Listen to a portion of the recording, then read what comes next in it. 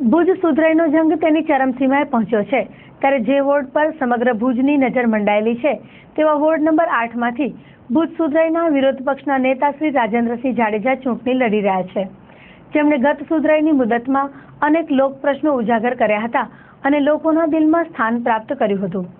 આજે ચંચળ ન્યૂઝના સ્ટુડિયોમાં શ્રી રાજેન્દ્રસિંહ જાડેજા ઉપસ્થિત છે, જેમની સાથે ચંચળ ન્યૂઝના શ્રી સતીશભાઈ ઉપાધ્યાયે ખાસ વાતચીત કરી હતી.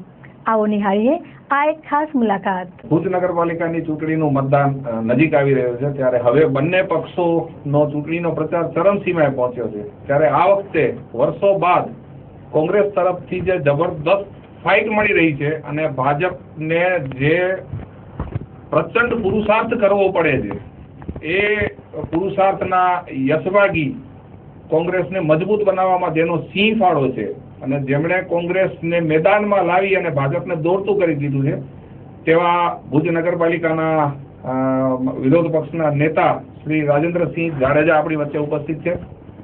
બાપુ, સ્વાગત છે તમારું. સૌથી પહેલી વાત તો એ કે કોંગ્રેસ આ વખતે એકદમ મજબૂત બનીને મેદાનમાં ઉતરી છે. દરેક વોર્ડની વાત કરીએ તો દરેક વોર્ડની અંદર ભાજપ માટે એક મોટો પડકાર ઉભો થયો છે. તો શું કારણ માનો છો કે આટલી મજબૂત બનીને જે કોંગ્રેસ આવી છે અને ભારતીય જનતા પાર્ટીનું જે અત્યારે પરિસ્થિતિ ઊભી થઈ છે, શું આના માટે જવાબદાર છે? વિકાસના કામોની કચાશ કે અન્ય કોઈ કારણ? કોંગ્રેસે આ વખતે 11 વોર્ડમાં 44 સશક્ત ઉમેદવારોને ઉતાર્યા છે. કારણ એ જ છે, પ્રજામાં ખૂબ રોષ છે, ભ્રષ્ટાચારે માજા મૂકી છે.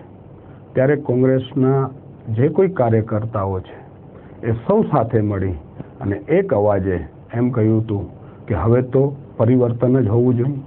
કારણ એ છે ભ્રષ્ટાચાર, અણઆવડતનો વહીવટ, આ બધી સમસ્યાઓને લઈને પ્રજાને કેમ સુખાકારી મળે, પ્રજાનું કેમ ભલું થાય, એ હેતુથી જ કોંગ્રેસ આગળ વધી છે. અને છેલ્લા 5 વર્ષમાં જે રીતે અમે વિપક્ષની ભૂમિકા ભજવી છે, પ્રજાને જે રીતે અમે જાગૃતતા અપાવી છે અને અમે પણ જે જાગૃતતાથી જે પ્રજાના કલ્યાણ માટેની જે કોઈ પણ નાનામાં નાની સમસ્યાઓ હતી એ સમસ્યાઓને ઉજાગર કરવા માટે અમે સફળ રહ્યા છીએ. અને આ જ હેતુથી અમારા 11 વોર્ડના 44 ઉમેદવારો સક્ષમતાથી બહાર નીકળી પડ્યા છે.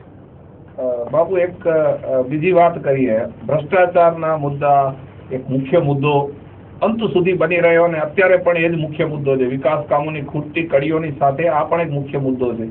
આ ચૂંટણીમાં એવા કયા મુદ્દા આપ માનો છો જે ચૂંટણી પર મોટી અસર કરી રહ્યા છે અને કયા એવા કામો છે જે કામોને લીધે આજે પ્રજાની વચ્ચે જવું મુશ્કેલ બની રહ્યું છે?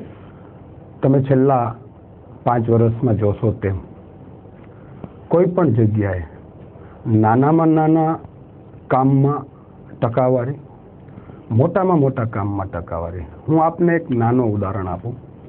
બાગ બગીચાની અંદર જે કટિંગ કરતું મશીન હોય એ 13 થી 15 હજારનું હતું, એના બિલ 39,000ના બન્યા. જો આ નાની બાબતમાં આટલા મોટા ભ્રષ્ટાચાર કરતા હોય તો આનાથી મોટી કઈ રીતેની આ લોકોની અણઆવડત અને આમના ભ્રષ્ટાચારના લેખાજોખા આ દરેક પબ્લિકે જોઈ લીધા છે. તમે જેમ જોવો છો તેમ walkway talk of the town બની ચૂક્યો છે. 36 લાખ રૂપિયાનો એક ડોમ. કોઈ પણ વ્યક્તિ ત્યાં જઈને જોવે તો એ 36 લાખ રૂપિયાનો એક ડોમ બની જ ન શકે. એવા 2 ડોમ 72 લાખ રૂપિયા. આવા બધા મોટા મોટા ભ્રષ્ટાચારો. 10,000 રૂપિયાની વોકવેની અંદર લાઇટના થાંભલા, રજવાડી બેન્ચીસ 10 થી 11,000ની. આટલા મોટા જો ભ્રષ્ટાચાર લોકોની સામે આવતા હોય તો પછી લોકોને કાંઈ કહેવાની જરૂર રહેતી નથી. લોકો ખૂબ જાગૃત છે, ખૂબ સમજદાર છે અને ભુજની પ્રજા તો કચ્છનું પાટનગર ભુજ છે અને જે ભુજમાંથી જે મેસેજ જાય એ આખા કચ્છના મેસેજ છે. અને આવા ભ્રષ્ટાચારથી આખી કચ્છની પ્રજા જાગૃત થઈ ગઈ છે. નાનો એક આપને દાખલો હમણાંનો જ આપું. ભાડાએ 15 લાખ રૂપિયા જ્યારે નગરપાલિકાને આપ્યા પિકઅપ બસ સ્ટેશન બનાવવા માટે, 10 બસ સ્ટેશન 15 લાખ રૂપિયામાં. મેં એની કોસ્ટિંગ કઢાવી.